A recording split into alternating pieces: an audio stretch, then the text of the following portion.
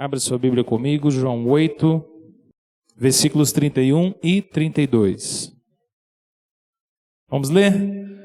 Disse, pois, Jesus aos judeus que haviam crido nele: se vós permanecerdes na minha palavra, sois verdadeiramente os meus discípulos, e conhecereis a verdade, e a verdade vos libertará.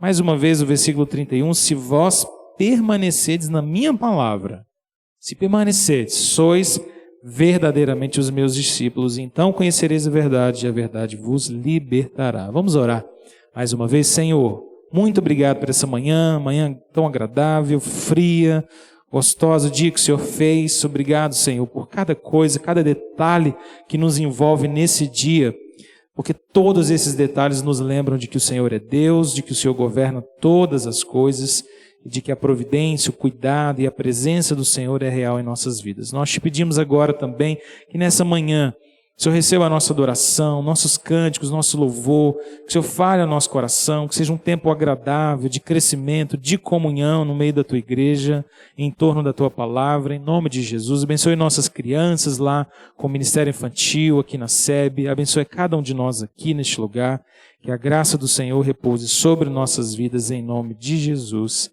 Amém e amém. Irmãos, esse texto fala para nós sobre verdade.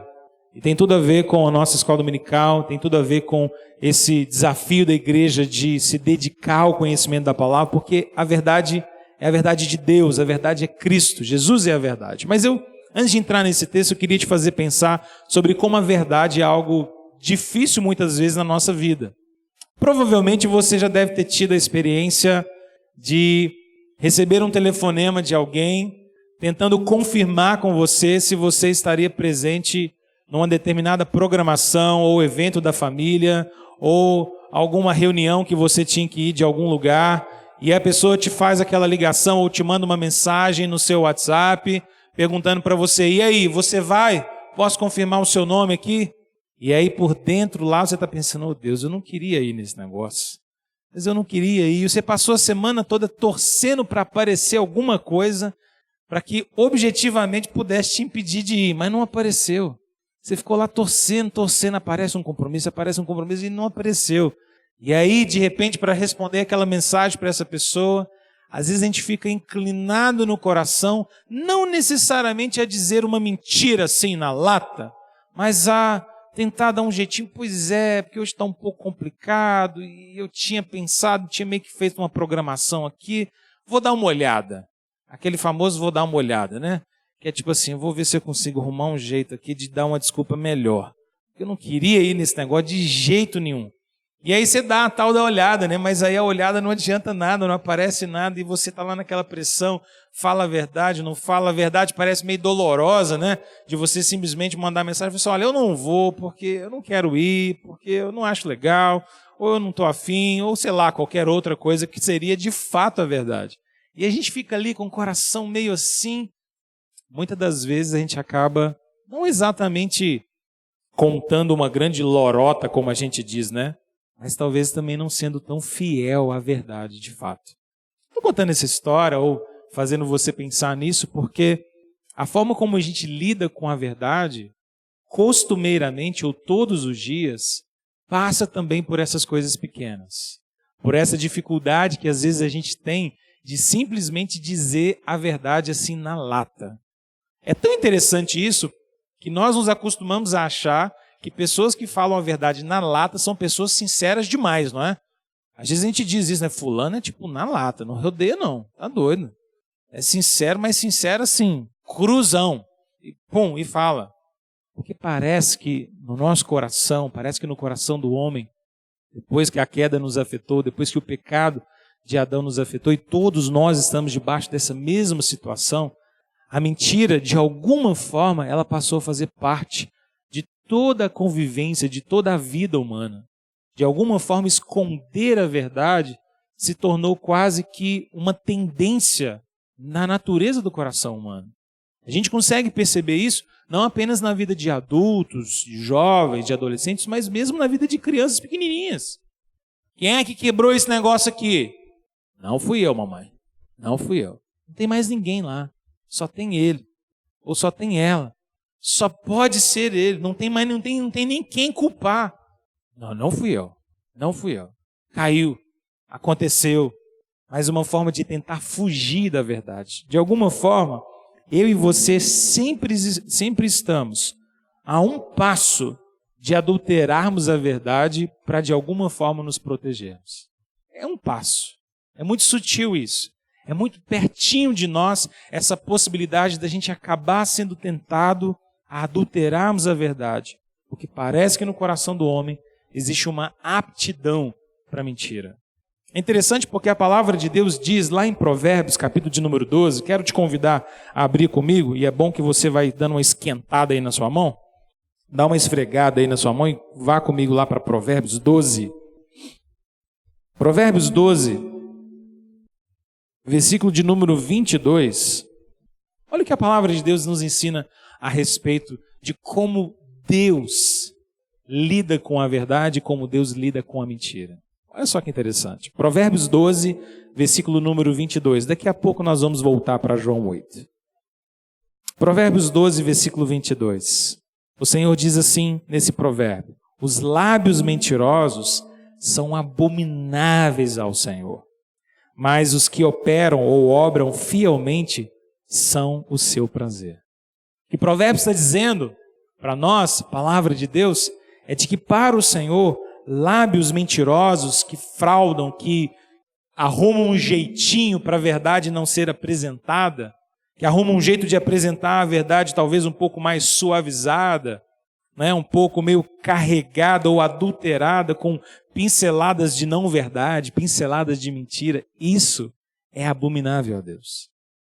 Deus não ama, Deus não se alegra com a mentira, Deus não se alegra com a falsidade, Deus não se alegra com a verdade adulterada. E por um simples e importante ponto, porque o próprio Deus é a verdade. Nós não acreditamos apenas que Deus nos fala a verdade, de que Deus nos revela a verdade, de que Deus nos comunica a verdade. Nós cremos que, biblicamente, o próprio Deus é a verdade. Quem Deus é, a vontade de Deus, a sua lei, a sua revelação, exatamente isso é a verdade para nós. Exatamente isso é a verdade de Deus. E é interessante porque a mentira é o primeiro pecado que entra na vida humana. Quando aquela serpente se arrastou para dentro do jardim do Éden e se colocou naquela árvore, ou próximo dela, para sugerir a Eva uma mentira, ali a história da mentira na vida humana começa. Porque os homens aceitam uma mentira, relativizam a verdade de Deus. E no final das contas, a verdade tão clara do Senhor naquele jardim se torna uma verdade adulterada. Mas é interessante, eu queria chamar a sua atenção para o fato de que quando Jesus aqui em João 8, e você pode voltar lá na sua Bíblia comigo, quando Jesus nos ensina aqui em João 8, de que a verdade vai nos libertar, de que se nós permanecemos na verdade, nós somos de fato discípulos de Jesus, esse é um poderoso antídoto que nós precisamos para o relativismo moral que nós vivemos hoje.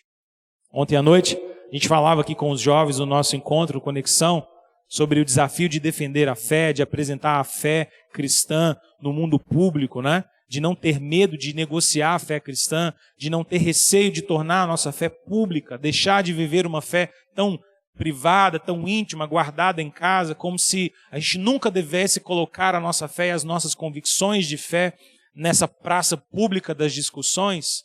Isso tem muito a ver com o fato de que quando nós cremos verdadeiramente de que Deus é a verdade, de que a verdade de Deus é inquestionável e absoluta, esse é um poderoso antídoto quanto ao relativismo moral que nós vivemos. Já tem quase 10 anos que eu sou casado e quase 10 anos que eu e Thalita oficialmente decidimos não perder nosso tempo assistindo televisão. Abandonamos essa prática logo quando a gente casou. Recomendo, mas não é obrigatório. Mas a gente fez isso. Mas de vez em quando, acompanhando pela internet, a gente fica sabendo de coisas novas que aparecem aí.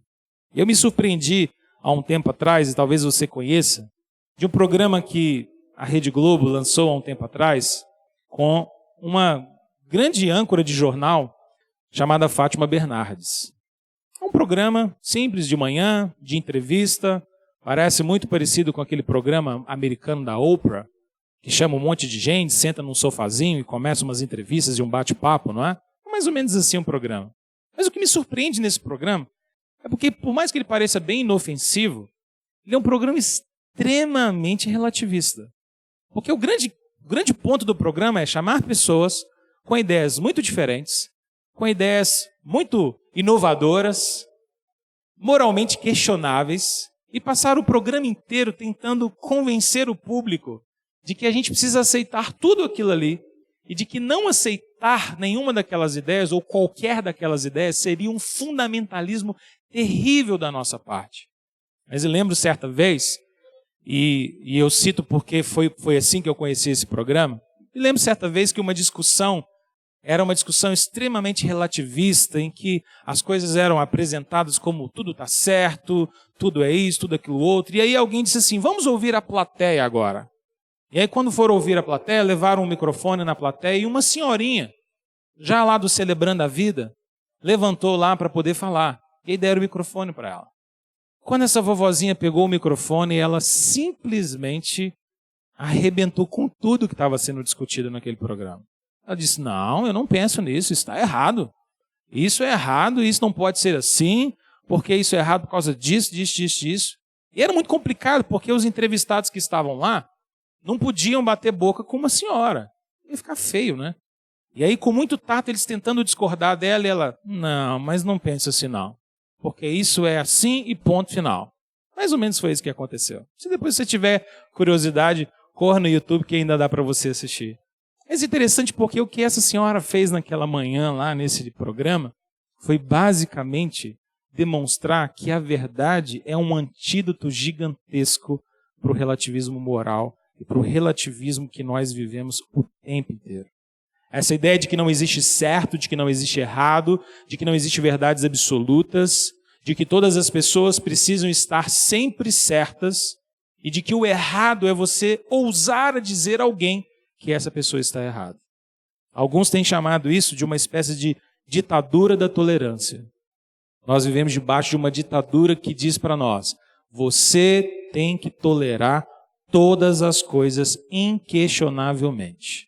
Porque no dia que você disser que alguém está errado, você então está dizendo que você tem uma verdade absoluta. E verdades absolutas não são queridas no nosso tempo, nem na nossa geração. Todo mundo pode ter várias verdades. Isso é ótimo para o nosso mundo ou para a mentalidade contemporânea. Você só não pode crer numa verdade absoluta. Porque no dia que você crê, aí você armou uma grande e terrível confusão. Mas quando nós afirmamos a palavra de Deus como absoluta, quando nós afirmamos a palavra de Deus como verdade inquestionável, quando nós afirmamos a palavra de Deus como a verdade de Deus para nós, esse é um poderoso antídoto contra esse relativismo moral. E não apenas contra o relativismo moral, é também um poderoso antídoto contra a famosa verdade pessoal. Porque não apenas vivemos num relativismo moral em que não existiria certo e errado mais, mas nós também vivemos debaixo de uma espécie de tempo dos pensamentos individuais ou das verdades pessoais. É a famosa frase, isso pode ser verdade para você, mas não é verdade para mim. Você pensa assim, mas eu penso diferente. Verdades pessoais. Eu penso assim. Eu acho assim. É interessante porque, de alguma forma, nós basicamente temos feito hoje em dia até mesmo teologia numa base pessoal. É a teologia do fulano, é a teologia dos pensamentos curtinhos, a teologia das postagens rápidas, né? Das frases, porque é um pensamento pessoal. E às vezes isso, de alguma forma, acaba minando a própria autoridade da palavra de Deus sobre nós, a própria autoridade da Escritura sobre nós e a própria autoridade de Deus sobre nós. Porque se torna impossível de nós estarmos debaixo de uma verdade absoluta, de uma verdade de Deus, quando nós, por exemplo, nos reunimos e alguém diz, essa é a verdade de Deus, porque assim está na palavra, porque assim está na Bíblia, e alguém diz, essa é a sua interpretação, mas eu não penso assim. Ah, mas eu também não penso assim, mas eu penso diferente de você, eu penso diferente de vocês dois. Então ninguém mais tem uma verdade absoluta. Então a Bíblia para nós se tornou, na verdade, só um apoio para defender as nossas próprias verdades. É como se alguém dissesse assim, eu já tenho a verdade que eu quero defender. Eu só preciso achar um versículo para dar uma base para ela e ela parecer bíblica. Mas quando nós defendemos a verdade de Deus, esse é um grande antídoto para nós lidarmos com relativismo moral, com verdades pessoais. Irmãos, deixe-me dizer uma coisa importante para você que faz com que a gente revisite ou reflita novamente sobre a importância de EBD na nossa vida como igreja. De um modo geral, o nosso tempo, a nossa geração, tem visto a escola bíblica dominical, de alguma forma, perder o seu impacto. Não digo aqui na IPE, eu creio que aqui não. Não dessa forma. Mas em muitas igrejas hoje é muito comum você já não ter mais um conceito de escola bíblica dominical. Se você rodar por aí, como eu, muitas das vezes converso com muita gente de outras denominações, de outras igrejas, você percebe que é estranho em alguns arraiais já o conceito de EBD. Semana passada eu conversava com um irmão de uma igreja não presbiteriana e ele me perguntou sobre como é que funcionava a EBD na nossa igreja. Eu disse, a gente tem classes no domingo de manhã, temos 6 ou 7 classes por semestre, alguns temas você pode escolher, matricula. Nossa, vocês têm cursos de manhã na igreja? E eu estava falando isso sem nenhum tipo de surpresa, porque esse é tão básico, não é? Eu disse, temos os cursos, mas quanto que custa? Eu falei, não custa nada, é só você ir lá fazer, põe seu nome só para a gente poder acompanhar a chamada, essas coisas, poder no final te dar um certificado de presença. Mas é de graça, sim? Eu falei, é de graça. Nossa, que extraordinário, nunca vi igreja que tem curso de manhã. Eu falei, sério mesmo que você nunca viu? Nunca vi. Eu falei, vai lá na IPE visitar então a gente, vai começar umas turmas novas em agosto, eu acho que valeria a pena você conhecer. E do lado dele tinha algumas outras pessoas que ficaram igualmente surpresas. Refletindo sobre isso, eu falei assim, meu Deus, como esse conceito acabou, não é? Para quem aqui já é cristão há muitos anos, sabe que há 20 anos atrás, ou há 15 anos atrás, era inimaginável a ideia de domingo de manhã você não ver os crentes saindo de casa e andando pelas ruas com as suas biblinhas debaixo do braço, indo todos os crentes para as suas respectivas igrejas para a escola dominical, não é? Era bem comum isso. Eu me lembro, quando eu era novinho, minha mãe insistia que a gente fosse para a igreja a pé de manhã, e ela ainda pegava as bíblias maiores para a gente poder carregar no caminho. E como pré-adolescentes, aquilo era terrível para nós, porque a gente até admitia a ideia de carregar uma bíblia, mas não precisava ser tão grande, né, mãe? E a gente ficava assim com aquela rapadura enorme debaixo do braço, meio tímido, né? De andar na rua e encontrar com os coleguinhas, e aquele evangelho ainda meio inseguro, né?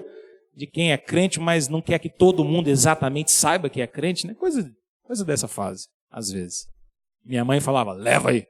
E aí pegava aquela cepa de Bíblia enorme, Bíblia de estudo do meu pai, e punha debaixo do braço e tinha que levar, e andando assim, aquele sofrimento, torcendo para não encontrar com ninguém que pudesse fazer bullying durante a semana. Embora essa palavra bullying nem existisse ainda, né?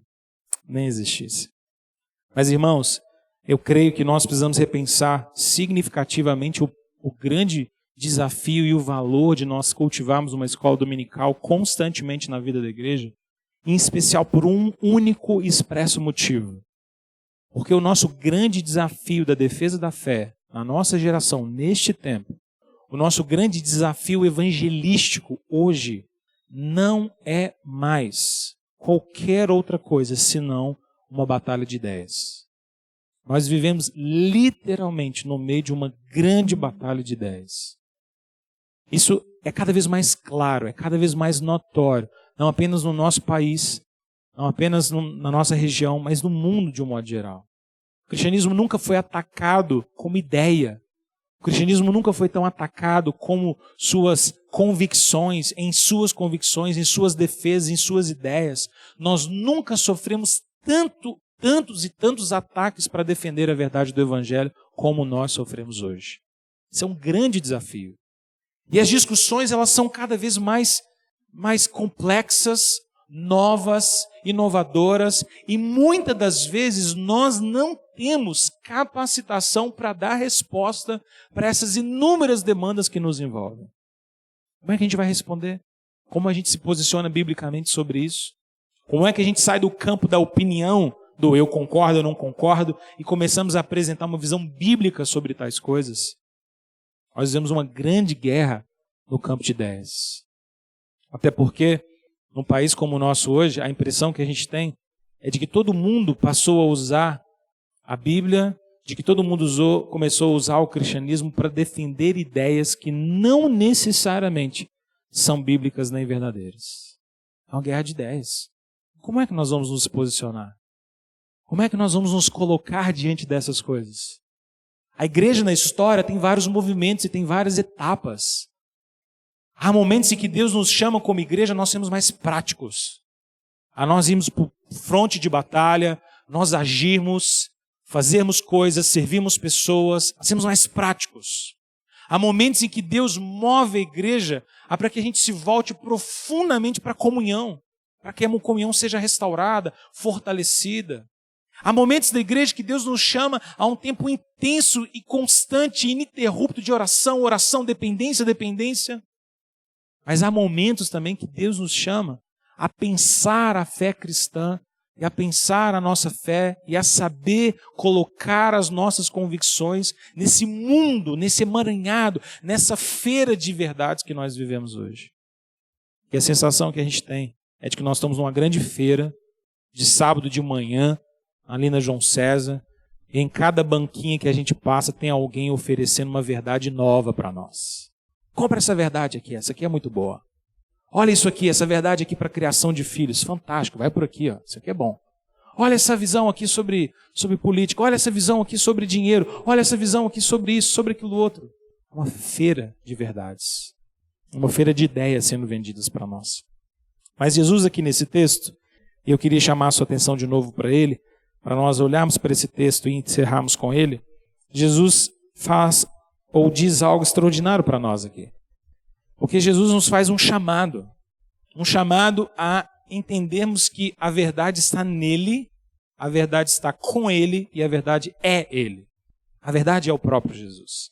Se permanecerdes na minha palavra, sois verdadeiramente os meus discípulos e conhecereis a verdade e a verdade vos libertará. 3 coisas fundamentais Jesus nos ensina nesse simples texto, nesses 2 versículos. Primeiro, Jesus nos ensina ou nos chama a permanecermos na verdade, conhecendo a verdade. Eu e você não apenas podemos saber algo da verdade, nós não podemos apenas ter uma ideia do que seja a verdade, mas nós precisamos permanecer na verdade e conhecer a verdade. Conhecimento aqui não tem a ver apenas com uma coisa racional, cognitiva, com quantos livros eu leio, quantas páginas por dia eu sou capaz de ler. A questão não é essa. Porque no final das contas, a verdade é uma pessoa, a verdade é Cristo. Conhecer aqui tem a ver com relacionar-se com Cristo.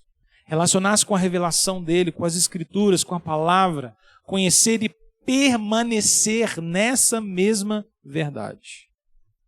Ontem nós terminamos o Conexão. Estava conversando com 2 jovens da nossa igreja. E nós falávamos sobre um assunto relacionado à bioética, decisões de vida ou morte. E a gente estava conversando e eles me perguntaram, pastor, como é que a gente poderia se posicionar diante de questões como essa? Eu disse, olha, o nosso grande desafio é partir de um princípio para os nossos dilemas, e não dos dilemas para os princípios. O que isso quer dizer? A gente tem a tendência, às vezes, de pensar a verdade pensando no dilema, não é?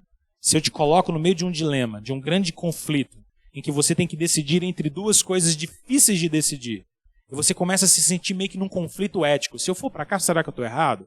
E se eu for para lá, será que eu estou errado? A nossa tendência é achar que a nossa ética, que a nossa verdade, que a nossa moralidade tem que nascer a partir dos conflitos. Mas isso não funciona, porque deveria ser o contrário. A gente deveria ter princípios bem fundamentados na palavra de Deus, que nos dirigem, que nos orientam, para quando nós vivemos os grandes dilemas da nossa vida, nós tenhamos capacidade de reagir a esses dilemas e a esses conflitos pautados na verdade de Deus. Permanecer na verdade. Não apenas passar por ela.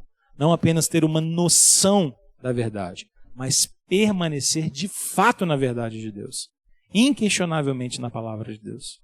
Para que quando nós vivenciarmos todos os nossos conflitos, e você e eu vivenciamos isso constantemente, em que nós temos 2 caminhos diante de nós. Se eu for para cá, eu estou certo? Será que isso é agradável a Deus? Mas e se eu for para lá, será que também é certo?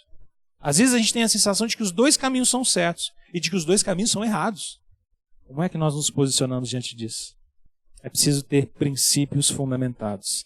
Segunda coisa que Jesus nos ensina aqui, caminhando para o nosso final. Se vós permaneceres na minha palavra, permanência e conhecimento, e conhecereis a verdade. Esse é o primeiro ponto. Mas Jesus diz, se vocês permaneceres na minha palavra, sois verdadeiramente os meus discípulos.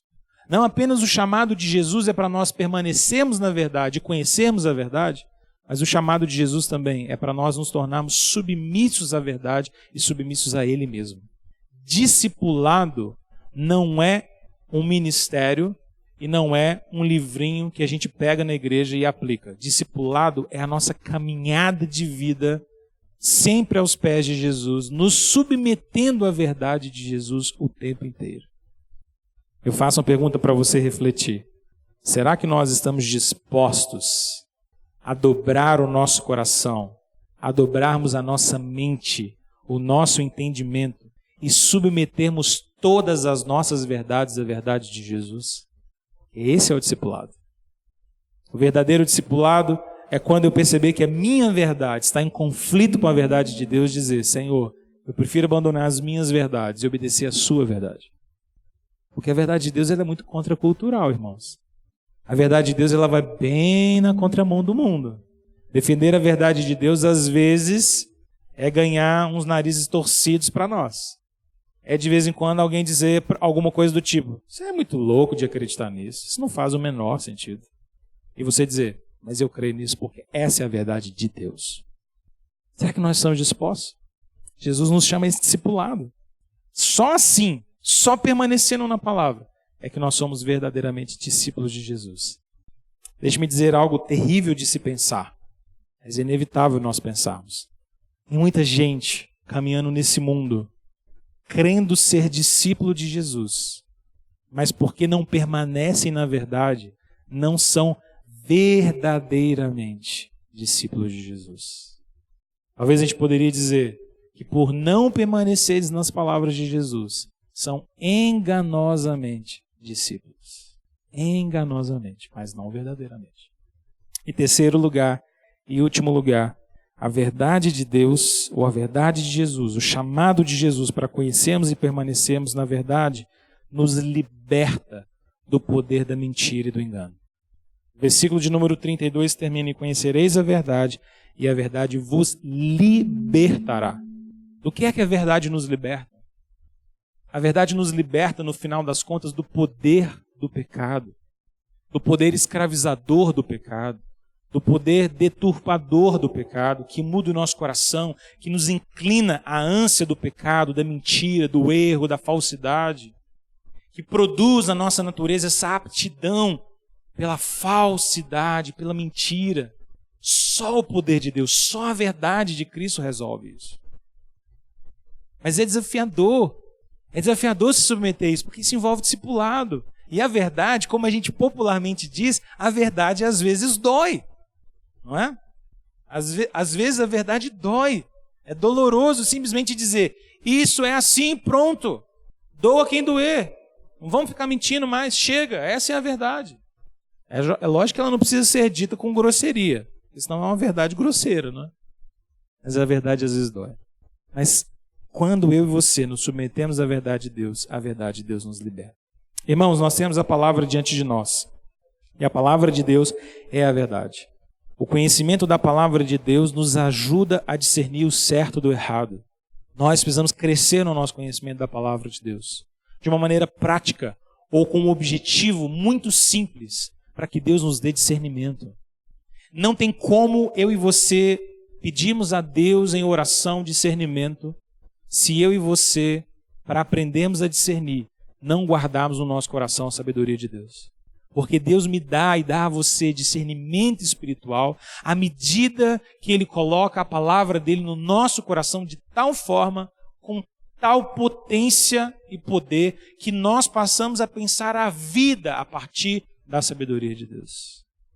A partir da palavra de Deus, a partir da sabedoria de Deus. E eu e você somos chamados a sermos homens ou mulheres da verdade de Deus. Uma comunidade de portadores da verdade num mundo de mentiras. uma comunidade, não apenas individualmente. Não são verdades pessoais, é a verdade única, revelada na palavra dele, revelada em Jesus, que dirige a mim e a você. Eu queria animar o seu coração, motivar você a que nós não desistíssemos como o nosso tempo da importância e do valor de nós estudarmos a palavra de Deus. Mas pelo contrário, que nós nos reanimássemos nesse ímpeto, nos encorajássemos nesse desafio de sermos conhecedores da palavra de Deus, para que Deus nos dê discernimento no seu querer e na sua palavra. Vamos orar? Quero convidar você a fechar seus olhos comigo e orar ao Senhor para que Ele possa te dar graça. Eu queria te convidar a fazer uma oração muito prática e muito pessoal. Talvez você mesmo esteja vivendo hoje, agora, na sua vida, nessa semana, um grande conflito em que você precisa de discernimento de Deus. Você precisa de orientação. Talvez você esteja pensando lá no seu coração, Deus, qual caminho eu vou? Os dois parecem bons. Que decisão tomar? O que falar para aquela pessoa? O que resolver nesse problema? Me ajuda, me dê discernimento, me dê sabedoria. Queria te convidar que você orasse por isso no seu coração e colocar diante de Deus, Deus, eu preciso de discernimento nessa área da minha vida. Traga claridade ao meu coração, me fala pela tua palavra, usa a tua palavra, usa o culto, usa irmãos, irmãs, fala comigo, Senhor, me dirige, esclarece, traz limpidez para o meu raciocínio e para a minha mente, me dê sabedoria para decidir segundo o teu coração. Vamos orar assim?